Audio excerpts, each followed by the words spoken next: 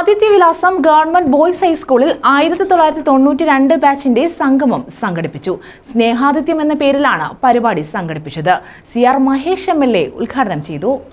Thazhava Adityavilasam government boys ഹൈസ്കൂളിലാണ് സ്നേഹാദിത്യം 2025 എന്ന പേരിൽ 1992 ബാച്ചിന്റെ കൂട്ടായ്മ സംഘടിപ്പിച്ചത്. സ്കൂളിൽ സംഘടിപ്പിച്ച പരിപാടി CR മഹേഷ് MLA ഉദ്ഘാടനം ചെയ്തു.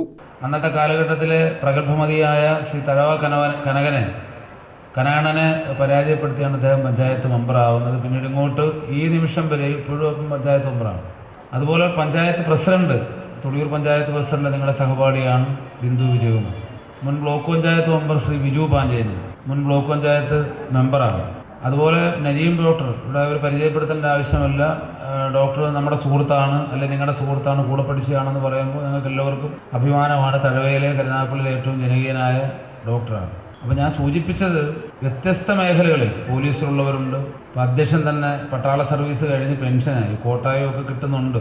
അപ്പോൾ ഒരുപാട് വിവിധ മേഖലകളിൽ ഫോറസ്റ്റ് ഓഫീസറുണ്ട്, ടീച്ചർമാരുണ്ട്, അധ്യാപകരുണ്ട്. അങ്ങനെ വ്യത്യസ്തങ്ങളായ തപാൽ വകുപ്പ് ജോലിയുള്ളവരുണ്ട്, കച്ചവടം നടത്തുന്നവരുണ്ട്. നിങ്ങളെക്കാട്ടിലൊക്കെ വലിയ സമ്പന്നരായിട്ടുള്ള, അന്ന് പഠിക്കാൻ വളരെ മോശമാണെങ്കിലും ഇന്ന് ജീവിതത്തിൽ വിജയിച്ച ഒരുപാട് ആളുകളുണ്ട്. അപ്പോൾ അങ്ങനെ വ്യത്യസ്ത മേഖലകളിലൊക്കെ വിവിധ സ്ഥലങ്ങളിൽ കഴിയുന്ന ആ പഴയ ആളുകളെയൊക്കെ തപ്പിപ്പെറുക്കി കൂട്ടിയോജിപ്പിച്ച് 3 പതിറ്റാണ്ടിനപ്പുറത്തേക്ക് നമ്മുടെ ശരീരമിനി പോകാൻ പറ്റില്ല, പക്ഷെ നമ്മുടെ മനസ്സിനെ കൊണ്ടുപോകുന്ന ഒരു കൂട്ടായ്മ.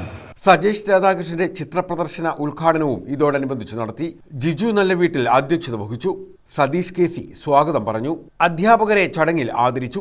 SSLC +2 പരീക്ഷയിൽ ഉന്നത വിജയം നേടിയ 1992 ബാച്ചിൽ ഉണ്ടായിരുന്നവരുടെ മക്കൾക്ക് സ്നേഹോപഹാരവും സമ്മാനിച്ചു. സഹപാഠിക്ക് മുച്ചക്രവാഹനവും ചടങ്ങിൽ കൈമാറി. ഡോക്ടർ നജീബ്, സജേഷ് രാധാകൃഷ്ണൻ എന്നിവരെയും ആദരിച്ചു. വിവിധ കലാപരിപാടികളും അരങ്ങേറി. News bureau, Thazhava.